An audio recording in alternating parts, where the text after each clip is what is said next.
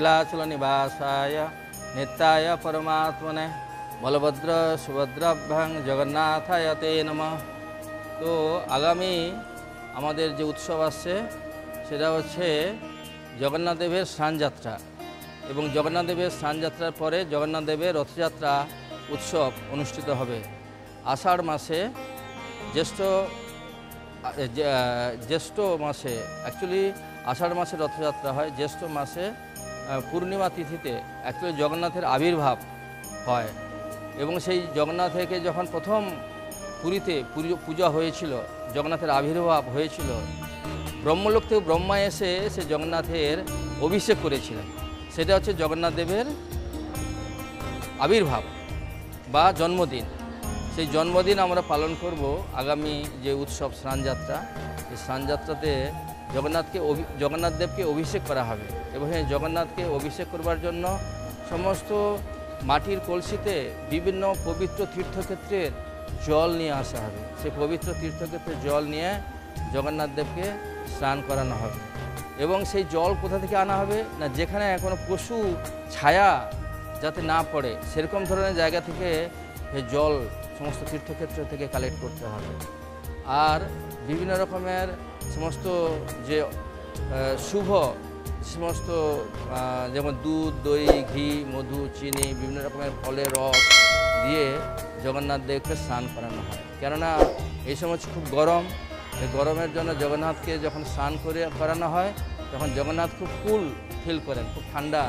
তাকে লাগে এবং জগন্নাথ হচ্ছেন জগতের নাথ। তার সেবা করবার জন্য এই স্নানযাত্রা থেকে রথযাত্রা পর্যন্ত যে সবররাজ বিশ্বাবসু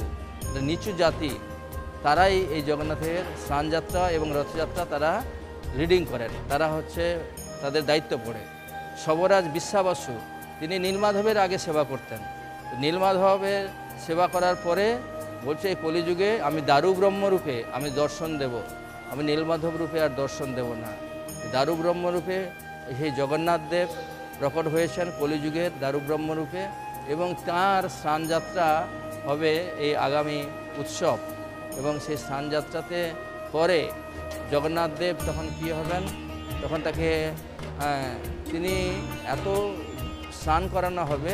তার ফলে জগন্নাথ দেবের যে এটা জ্বর লীলা তিনি করবেন, যে জগন্নাথ দেব প্রাইভেটলি তিনি সেবা চান, তাকে সবাই মিলে ভক্তরা মিলে তাকে সেবা করবেন এবং মূল আয়ুর্বেদিক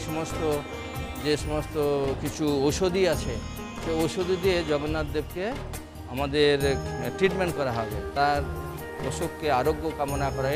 এবং তাকে সেইভাবে পথ্য দেওয়া হবে, সেভাবে ঔষধ দেওয়া হবে এবং সেই ঔষধ দিয়ে জগন্নাথ দেবকে আমাদের মেডিসিন দেওয়া হবে এবং অনবসরকাল এই সময়টাকে বলা হয় অনবসরকাল। তিনি কাউকে দর্শন দেবেন না এবং দর্শন না দিয়ে তারপরে তার যে যখন তিনি দর্শন দেবেন তখন সেটা হচ্ছে নবযৌবন মানে তখন তিনিকে অঙ্গরাগ করা হবে। জগন্নাথ দেবকে যখন স্নান করানো হয়, স্নান করানোর সময় জগন্নাথ দেবকে আবার অঙ্গরাগ করানো হয়, অঙ্গরাগ করে তখন নবযৌবন তিনি হয়ে তিনি সবাইকে আশীর্বাদ করবার জন্য তিনি রথে চড়ে সবাইকে দর্শন দিয়ে থাকেন এবং রথের সময় যখন জগন্নাথ দেব যখন বেরোবেন রথে করে যখন বেরোবেন তখন সেখানে যদি কেউ রথের মধ্যে জগন্নাথ দেবকে কেউ দর্শন করে থাকেন, রথে যারা আমাদের পুরাণে বলা হচ্ছে রথে চ গমনং দৃষ্টা পুনর্জন্ম ন বিদ্যতে, রথের মধ্যে যদি কেউ জগন্নাথ দেবকে দর্শন করে থাকেন তাহলে তার আর পুনর্জন্ম হয় না এবং জগন্নাথকে যদি কেউ স্নান করান তাহলে জগন্নাথের অশেষ কৃপা তিনি লাভ করতে পারবেন। আমাদের যত দুঃখ কষ্ট যন্ত্রণা, আমাদের যত পাপ পঙ্কিলময় জীবন থেকে মুক্ত হওয়ার একটা সুবর্ণ সুযোগ আমাদের এই জগন্নাথ দেবের স্নানযাত্রায় অংশগ্রহণ করে, রথযাত্রায় অংশগ্রহণ করে আমাদের মনুষ্য জীবনকে সার্থক করতে হলে এই জগন্নাথ দেবের স্নানযাত্রাতে সবাই আসুন এবং আমাদের যে পরবর্তী যে রথযাত্রা স্নানযাত্রার পরে যে রথযাত্রা হবে সেই রথযাত্রাতে আপনারা সবাই আসবেন এবং এসে আপনারা এই রথের যারা রশ্মি ধরে টানবেন এবং রথে যারা প্রসাদ পাবেন, রথের সামনে নৃত্য করবেন রথের উপরে উপবিষ্ট জগন্নাথকে দর্শন করবেন, তার আর পুনর্জন্ম হবে না। তো সেই জন্য আমাদের সবাইকে আমরা আহ্বান করছি, ইস্কন মন্দিরের ভক্তদের পক্ষ থেকে আপনারা সবাই জগন্নাথ দেবের স্নানযাত্রায় অংশগ্রহণ করুন এবং আপনাদের মনুষ্য জীবনকে সার্থক করে গড়ে তুলুন। হরে কৃষ্ণ।